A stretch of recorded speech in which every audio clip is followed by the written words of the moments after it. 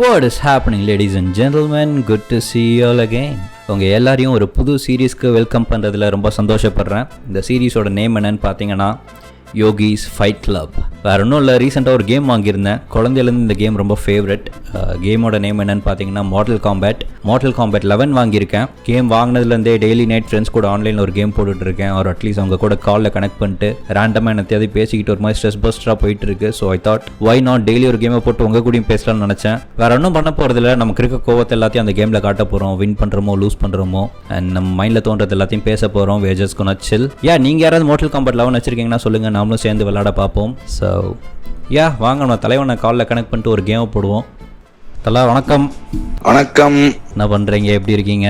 நல்லா இருக்கேன், நீங்க எப்படி இருக்கீங்க? நல்லா இருக்கேன். புதுசா ஒரு கேம் வாங்கியிருக்கேன் தலா. டெய்லி நைட் ஒரு கேம் போட்டுட்டு இருக்கேன். என்ன கேம்? Mortal combat 11 விளையாடிருக்கியா? கேள்விப்பட்டிருக்கேன். மார்டல் காம்பேட்லாம் விளையாண்டது இல்ல.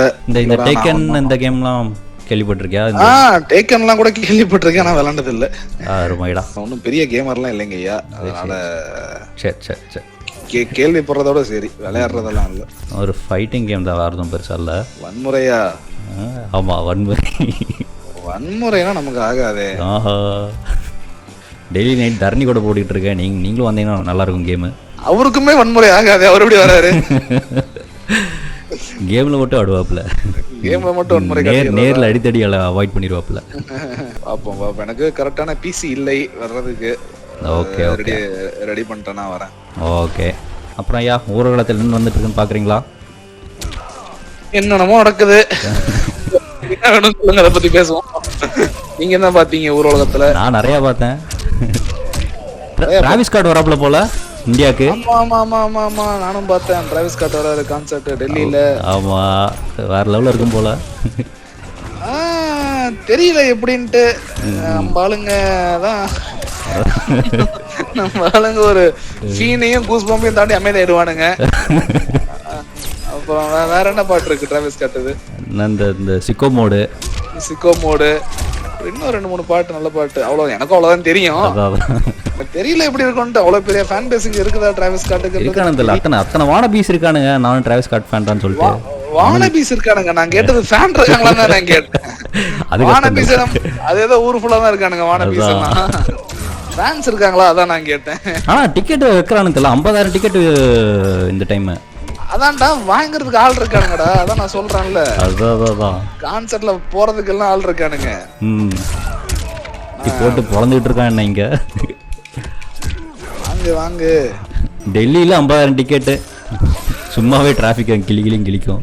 என்னமோ தெரியல, ஆனா நிறைய வருதுடா இந்த மாதிரிலாம் கான்சர்ட். இப்போ ரீசெண்டா கான்சர்ட் கல்ச்சர் நல்லா இருக்கு. ரொம்ப ஓவர் ஹைப் பண்ணது இந்த கோல்ட் பிளே. அதுலயுமே நான் உன்னை கேள்விப்பட்டேன். காலேஜ் ஜூனியர் நான் சொன்னான், கோல்ட் பிளேல வந்தவங்களுக்கு எல்லாம் லிரிக்ஸ் புக் கொடுத்து பாட்டு லிரிக்ஸ் புக் கொடுத்தானுங்களா? சரி, கோல்ட் பிளே கூட ஏதாவது பாடிடுவீங்க, ஓகே. டிராவிஸ் ஸ்காட்டுக்கு என்னடா பண்ணுவீங்க? லிரிக் புக் கொடுத்தாலும் பாட முடியாது. என்னவோ கடைசியா ஒரு ஃபீன் வந்தா மட்டும் கத்துவானுங்க. ஃபீன் வந்தா மட்டும் கத்திக்க வேண்டியதுதான். அப்புறம் வேற என்ன பண்ண முடியும் தெரியல. டிராவிஸ் ஸ்காட் வந்துட்டு ரிக்ரெட் பண்ண போறான்னு நினைக்கிறேன். லாஸ்ட் டைம் யாரோ வந்தா அப்படியே ஒரு பிளாக் ஆர்டிஸ்ட் வந்தான்டா, 21 Savage வந்தான். வந்துட்டு பாவம், worst decision in his life ன்னு நினைக்கிறேன் அவனுக்கு. பாவம். ஐயோ, அந்த n-word privilege நமக்கு கிடையாதுடா. பிளாக் மட்டும் தான் இருக்காது. நம்ம ஆளுங்க எல்லாம் கிடையாது. நீகான கத்தி விட்டு நம்மளே சொல்லக்கூடாது. இப்போ people of color டா, why can't we? இல்லடா, அவங்க மட்டும் தான் people of color. ஐயோ, நம்ம ஆளுங்க அவனை பார்த்தே n-word சொல்லிட்டானுங்க. யாரா நீங்கலாம் அப்படின்ற மாதிரி. வெள்ளக்காரங்களும் இப்படி பண்ணது கிடையாது, நீங்க எப்படி பண்றீங்கன்ற மாதிரி பார்க்க ஆரம்பிச்சான். ஐயோ. ஆனா எனக்கு தெரிஞ்சு மத்தவனுக்கு கான்செப்ட் மாதிரி இது இருக்க போறது இல்ல. ரொம்ப ரொம்ப ஹெவியா இருக்கும் எனக்கு தெரிஞ்சு டிராவிஸ் ஸ்காட்டோட கான்செப்ட் எல்லாமே. கரெக்ட் தான். நான் பார்த்த நான் நிறைய ரீல்ஸ் பார்த்திருக்கோம். டிராவிஸ் ஸ்காட் கான்செப்ட் வீடியோ நடக்கும்ன்றது எல்லாமே நல்லா, அந்த வைப், ஒரு அட்மாஸ்பியரே ஒரு மாதிரி நல்லா தான் இருக்கும். ரொம்ப சும்மா அங்க இங்கன்னு ஃபயர் விட்டுக்கிட்டு இருப்பாப்ல. அது ஃபயர், லிட்டரலா ஃபயர் எல்லா இடத்துலயும். இல்ல அதான்டா, ஃபயர் விடுறது அனிருத் கூட தான் விட்டுட்டு இருக்கு அப்படி. ஆனா இவன் அந்த ஒரு இவனோட கல்ச்சரே ஒரு மாதிரி வித்தியாசமா இருந்துச்சு, அந்த கான்செப்ட் கல்ச்சரு. அந்த ஃபேன்ஸ் ஆகட்டும், அந்த மாஷ் பிட்னு ஒன்னு கிரியேட் பண்ணுவானுங்க, ரவுண்டா பூந்து. பெண்கள்லாம் அந்த சைடே போக முடியாது அப்போ. ஃபுல்லா பாய்ஸ் ஸ்கூல் மாதிரி தான் இருக்கும் டிராவிஸ் ஸ்காட் கான்செப்ட். சட்டைகிட்டே கிழிச்சுக்கிட்டு அடி பொளந்துட்டு இருப்பானுங்க. அது ஒரு மாதிரி என்ன என்ன என்ன சொல்றதுனே தெரியலடா. அது மாதிரி சைக்கா இருக்கும்னு வச்சுக்கோங்க கான்செப்ட் எல்லாமே. அதே சமயம் ரொம்ப ட்ரைனிங்கா இருக்கும் தல. எனக்கு தெரிஞ்சு இப்போ அவனுக்கு கான்செர்ட்லாம் போறதுன்னா கான்செர்ட் போற மாதிரிலாம் இருக்காது, ஏதோ ஒரு ஸ்போர்ட்ஸ் ஈவெண்ட்டுக்கு போற மாதிரி ப்ரிப்பேர் ஆகிக்கணும் எல்லாரும், அவ்வளவுதான் சொல்லுவாங்க. ஸ்டாமினா தேவை, ரொம்ப ஸ்டாமினா தேவை டிராவிஸ் ஸ்காட்லாம். எல்லா பாட்டுமே அப்படிதான். அவன்தெல்லாம் கொஞ்சம் இதா தான் இருக்கும் ரொம்ப. ஆனா இப்ப நிறைய பண்றானுங்கடா. இப்ப ரீசெண்டா கூட இவங்களுக்கு வந்துச்சு பெங்களூர்ல கான்செர்ட். யாருது? சிகரெட்ஸ் ஆஃப்டர் செக்ஸ்னு ஒரு பேண்ட் நிக்கல. ஆமா ஆமா, கான்செர்ட் இருந்துச்சு பெங்களூர்ல, சைலண்டா நடந்துச்சு, ஒன்னும் பெரிய அலப்பறம் இல்ல. என்ன நல்ல விஷயம்னா சிகரெட் ஆஃப்டர் செக்ஸ் வந்துட்டு இன்னும் ஓவர் ரேட்டட் ஆகல, அதனால அவங்களோட ஃபேன்ஸ் மட்டும் போனானுங்க அந்த கான்செர்ட்டுக்கு. இன்னும் நீங்க சிகரெட் ஆஃப்டர் செக்ஸையும் போட்டு மில்க் பண்ண ஆரம்பிச்சிட்டீங்கன்னா அதுக்கும் வானபீஸ் வந்துருவானுங்க. இந்த வடிவேல் பாய தூக்கிட்டு போவான்ல, இந்த வந்துட்டல்ன்ற மாதிரிதான் வந்துட்டோம்ல, அந்த மாதிரிதான் எல்லா கான்செப்டும் நம்ம ஆளுங்க போயிடுவானுங்க. நம்ம தலைவனி ஆல்ரெடி ஓவர் ரேட் பண்ணி விட்டானுங்க, என்ன பண்றது? ஏன் தம்பி கேக்குறீங்க, மனசெல்லாம் கஷ்டமா இருக்கு. அட அவன் ஃபேமஸ் ஆகலன்னு நம்ம தான் வருத்தப்பட்டோம். சொல்லு அவன் யார பத்தியா பேசிக்கிட்டு நடத்த போறாங்க. நம்ம வீக்கெண்ட்னு ஒரு ஆர்டிஸ்ட் இருக்கா, அப்படி எல்லாருக்கும் தெரிஞ்சிருக்கும். நான் ஆகட்டும், யோகேஷ் ஆகட்டும், அடமெண்டா என்னவோ ஒரு ஃபேன் நாங்கெல்லாம். 2016 இருந்து ஒரு மிகப்பெரிய வீக்கெண்ட் கன்னீஸ். ஆனா என்னன்னா அப்ப அவனுக்கு அந்த ஃபேம் இல்ல இந்தியால, அதனால ரொம்ப அண்டர்ரேட்டடா இருந்தா. அப்படி ஃபேமஸ் ஆகுதுன்னு நம்பிட்டு இருந்தோம். என்னடா இவன் பாட்டு எல்லாரும் கேட்கணுமேடா, இவன் ஃபேமஸ் ஆகணுமேடான்னு நான்லாம் ரொம்ப வருத்தப்பட்டேன். அப்போ ஏன்டா வருத்தப்பட்ட மாதிரி அதுக்கு தனியா வருத்தப்பட்டேன். போட்டு மில்க் பண்ண ஆரம்பிச்சிட்டானுங்க போட்டு. 2 பாட்டு தெரிஞ்சு வச்சுக்கிட்டு ஐயோடி அவனுங்க தான்டா இந்த 2020 வந்தானுங்க போடுற வீக்கெண்ட் ஃபேன்ஸ். ஒரு கூட்டம் அந்த பிளைண்டிங் லைட்ஸ் அப்போ வந்தானுங்க போடுற சாமி. ஓஜி வீக்கெண்ட் ஃபேன்ஸ் தான் தோத்து போயிடுவானுங்கடா அவனுங்க கிட்ட. அவன் இருக்கா 2012 இருந்து வீக்கெண்ட் ஃபேனா இருக்கிறானுங்க, அவனுங்களே அமைதியா தான் இருப்பானுங்க. இவனுங்க வந்துட்டு மூக்குல பேண்டேஜ் போடுறது என்ன, ரத்தத்தை ஊத்திக்கிறது என்ன, என்னடா பண்றீங்க நீங்க எல்லாம்? இந்தியா வர அப்படி அவர்லாம் இல்ல, அவன் தெளிவா தான் இருக்கிறான். வந்தா என்னடா அப்புறம் பிளைண்டிங் லைட்ஸ் ஸ்டார் பாய் தவிர யாரும் பாட மாட்டானுங்க இவனுக்கு. நிறைய நல்ல பாட்டு இருக்குது வீக்கெண்டோட அந்த கான்செப்ட் டைப்புக்குன்னு. அதெல்லாம் அன்எக்ஸ்ப்ளோர்டா இருக்கிற வரைக்குமே சரி எனக்கு பொறுத்த வரைக்கும். அதனாலதான் தலைவர் கான்செப்ட் ஒரு இதே மாதிரி தான் ஆச்சு. லண்டன் போயிருந்தான். ஆமா, ஒரு டிசப்பாயிண்ட் ஆயிட்டாப்ல போலங்க. டிசப்பாயிண்ட் ஆயிட்டான் ஒரு 6-7 வருஷத்துக்கு முன்னாடி. அப்ப வந்துட்டு அவனோட 2 ஹிட் பாட்டு வந்துட்டு ஹில்ஸ் ஒன்னு, ஸ்டார் பாய் ஒன்னு. இத பாடினப்ப மட்டும் எல்லாம் கத்துறானுங்க, லண்டன்ல பாடுறானுங்க. மத்த எந்த பாட்டுக்குமே தெரியல பாவம். அதுக்கப்புறம் தலைவன் எல்லா ஷோவையும் கனடாக்குள்ளே முடிச்சுக்கிட்டா. அப்படி நம்ம ஊரோட இருந்துப்போம். ஏசியா வந்தா அப்படி இல்ல, ஏசியா வந்தா அப்படி. ஏசியா வந்தா என்னாச்சுன்னு தெரியல, ஒரு கான்செர்ட் கூட என்னால பார்க்க முடியாது ஏசியாவோடது. ஏசியன் சிக்ஸ்க்காக வந்தா அப்படி. ஆமா, அது நம்ம சொல்லிதான் தெரியணுமா, பாட்டிலே பாடி இருக்க அப்படி. இங்க போட்டுல பொழந்துகிட்டு இருக்க ஒரு பொண்ணு. பொழக்கட்டும். அருமை. லைஃப் நம்மள எல்லா சைடுல இருந்து பொழந்துட்டு இருக்கு. அப்போ ஒண்ணும் தெரியாது. ஒரு கேம்ல ஒரு பொண்ணு போட்டு பொழந்துருச்சாமா. 365 நாள் 360 டிகிரில போட்டு பொழந்துட்டு இருக்கு லைஃப் ஒண்ணு. எனக்கு தெரிஞ்சு இந்த கான்செப்ட் டிராவிஸ் ஸ்காட் வந்தா அப்படின்னா கான்செப்ட் போறவனுங்க மைண்ட்ல ஒரு 2-3 விஷயத்தை மைண்ட்ல வச்சுக்கணும். என்னது? ஒன்று,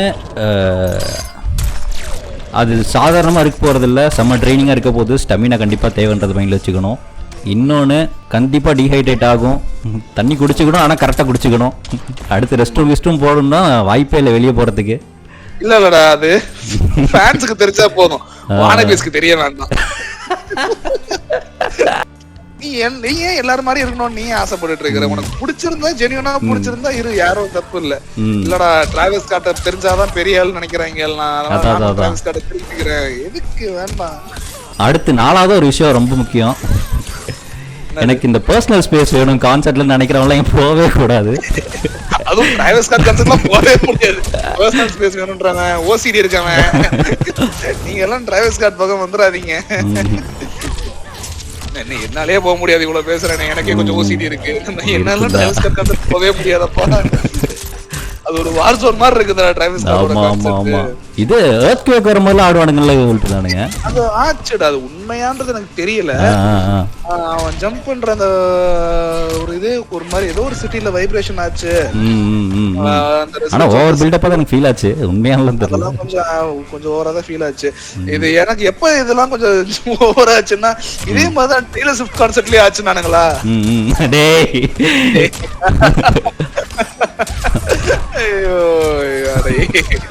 என்னத்தையாவது பேசிக்கிட்டு trying to create their own happiness. சரி கூட எதுக்கு நமக்கு அந்த ஆடியன்ஸும் தேவை, இதுவும் பேச வேணாம். டேய் இல்லடா, நான் டெய்லர் ஸ்விஃப்ட்டுமே நான் சொல்றேனே, நல்ல ஆர்டிஸ்ட். இவனுங்க அந்த ஃபேன்ஸ் தான் ரொம்ப டாக்ஸிக் பண்ணி விடுறானுங்க. ஆர்சிபி ஃபேன்ஸ் மாதிரி, ஆர்சிபி ஃபேன்ஸ் மாதிரி எல்லாருக்கும். நீ இது பெஸ்ட் எக்ஸாம்பிள் யார் தெரியுமா? இளையராஜா. நீ நார்மலா விட்டாலே ஒரு யாரை தமிழ்நாட்டுல பிறந்த எவன்கிட்ட போய் கேட்டாலுமே அவனுக்கு டிஃபால்ட்டா தெரியும் இளையராஜா ஒரு is greatest musician ever produced by. ஆனா இவனுங்க பண்ற இதுனாலே எல்லாரும் ஒத்துக்க மாட்டாங்க. உனக்கு வேண்டே போயிட்டு இளையராஜா கிரேட்ராடே எங்களுக்கு தெரியுதுடா இளையராஜா கிரேட். அது நீ சொல்லிட்டு ஏன் திரும்ப சொல்ற? இல்ல நாங்க திரும்ப சொல்லுவோம் இளையராஜா கிரேட். சரி நீ சொல்லிக்கிட்டு அப்புறம் போட்டு அடிக்க ஆரம்பிக்க வேண்டியதுதான். எல்லாருக்குமே தெரியும் இளையராஜா வந்துட்டு ஒரு பயங்கரமான மியூசிக் கம்போசர்ன்றது எல்லாருக்குமே தெரியும். உனக்கா தெரியக்கூடாது, நானா திரும்ப சொல்லுவேன் அப்பதான் தெரிஞ்சுக்கணும்ன்ற மாதிரிதான் இளையராஜா. கரெக்ட் தான். அந்த ஒரு டாக்ஸிக் ஃபேன் கல்ச்சர் தான் அந்த ஆர்டிஸ்டோட வாழ்க்கையே நாசப்பட்டது. அந்த டாக்ஸிக் கல்ச்சர் வீக்கெண்ட் கிட்ட வளரல, ஏஆர் ரஹ்மான் கிட்ட வளரல, அது வரைக்கும் கொஞ்சம் நிம்மதியா இருக்கிறேன் நானு. எனக்கு புரியுது. உங்க வீட்டுல எல்லாரும் இளையராஜா ஃபேன்ஸ், பெரியவங்க எல்லாரும். ஐயோ அத பத்தி இன்னொரு எபிசோட் நான் என்னென்ன கொடுமைகள் அனுபவிச்சிருக்கேன்றது இன்னொரு எபிசோட்ல நான் சொல்றேன். இளையராஜா கூட ஒரு பெருமை அவ்வளவு பேசியிருக்க மாட்டாரு, எங்க குடும்பம் அவ்வளவு பேசும்டா. It was nice talking to you தல. நான் ஒருத்த மட்டும் தானே பேசிட்டு இருக்கேன், வந்து வேற எவனுமே கிடைக்கலையாடா. பேசலாம். அடுத்து வேற லூசிஃபர் 2 வந்திருக்கு, நம்ம மல்லு ஃப்ரெண்ட்ஸ் யாராவது கூப்பிட்டு வச்சு பேசுவோம். கண்டென்ட் இருந்து போனா நெப்போலியனை போட்டு கறக்குற மாதிரி கறந்துட்டு இருக்கிறடா. எனக்கு வேற யார் தல இருக்கா? நீதான் தல இருக்க. அவரை கூப்பிடுங்க, நண்பரை கூப்பிடுங்க, தரணிய பேசலாம். அவனை கூப்பிடுவோம். அவன் இந்த கேம் பத்தி எதை பேசலாம் தல, அவனை கூப்பிட்டு வச்சு ஒரு நாள் பேசுவோம், நல்லா இருக்கும். அவருதான் எல்லாம் தெரியுமே. அதான் சரி ரைட், அவனை கூப்பிட்டு வச்சு ஒரு நாள் பேசுவோம் நம்ம. கண்டிப்பா கூப்பிடுங்க. ஓகே ரைட்டு, சரி தல நான் அப்படியே கேம் மூடிட்டு பார்ப்போம். அடுத்த கேம் போடுறப்ப கால் பண்றேன், ஃப்ரீயா இருந்தாவா? ஓகே, அப்படியே நம்ம ஆடியன்ஸ்க்கு ஒரு பாய் சொல்லிடு.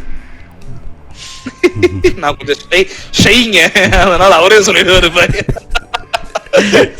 சரி ஓகே, கொஞ்சம் கூச்ச சுபாவம் ஜாஸ்தி. சரி நான் பேசிக்கிறேன். ஓகே தல, பாய் see you. bye. So that's it for today's video guys. Daily night இப்படி தான் என்னத்தையாவது பேசிக்கிட்டு போயிட்டு இருக்கு. எங்களுக்கு நல்ல ஸ்ட்ரெஸ் பஸ்டராக இருக்கு, உங்களுக்கும் இருந்திருக்கான்னு தெரில. அப்படி இருந்திருந்ததுன்னா please do like, comment, share and மறக்காமல் சப்ஸ்கிரைப் பண்ணுங்கள். இன்னும் பெட்டரான வீடியோஸில் பார்ப்போம். Till then, peace.